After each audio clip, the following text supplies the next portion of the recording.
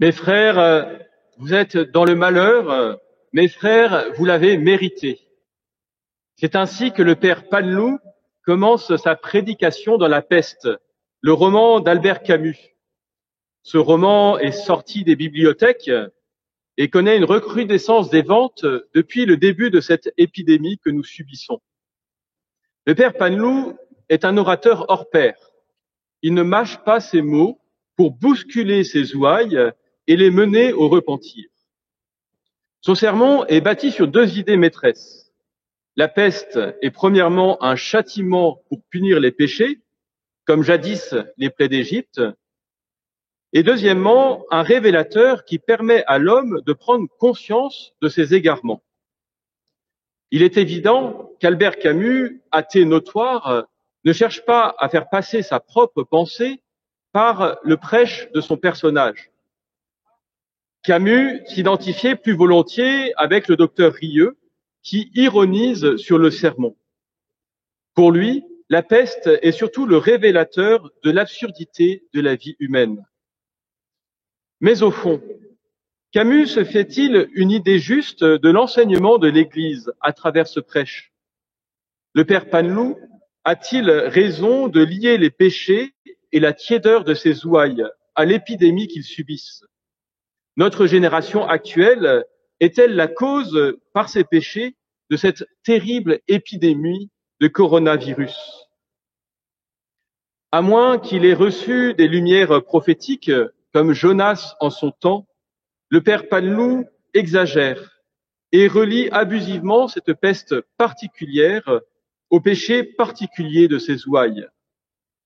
Ni lui, ni ses parents ont péché, a-t-on entendu dimanche dernier avec l'évangile de l'aveugle-né.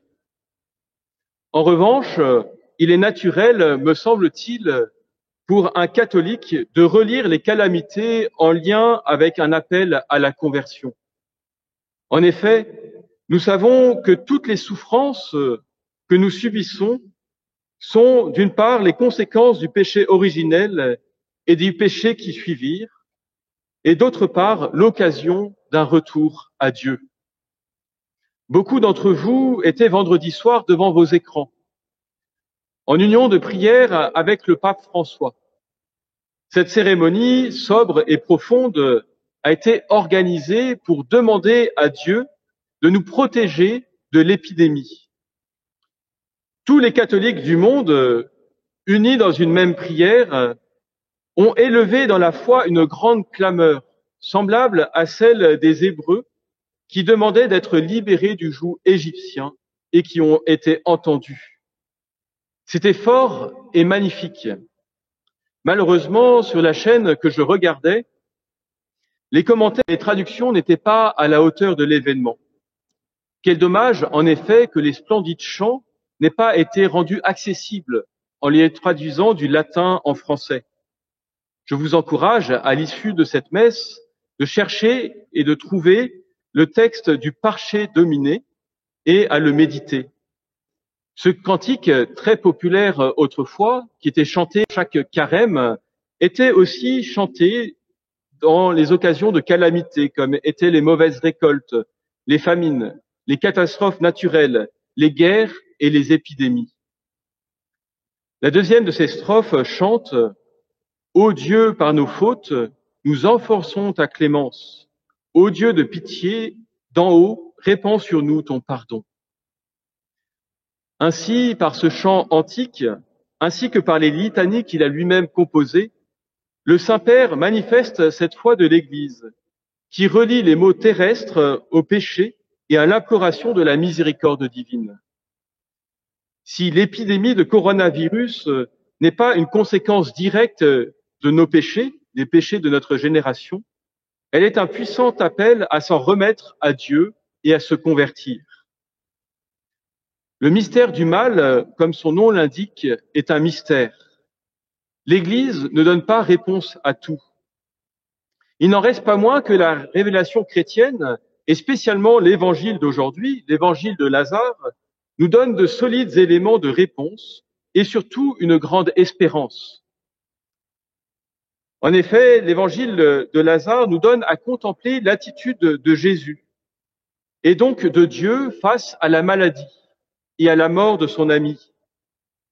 Dans un premier temps, Jésus ne semble pas se préoccuper de la maladie de son ami.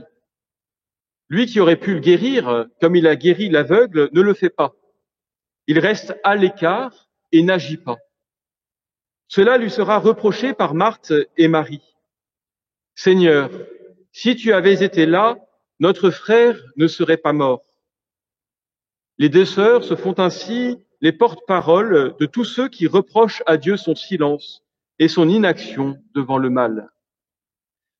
Mais l'inaction de Jésus n'est pas un désintérêt ou une impuissance. Jésus laisse faire car il sait que cette maladie ne conduit pas à la mort, mais à la gloire de Dieu, capable de ressusciter les morts.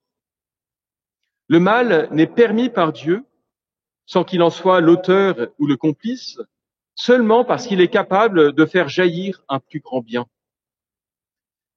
Jésus, devant la détresse des sœurs éplorées et devant la mort de Lazare, est bouleversé.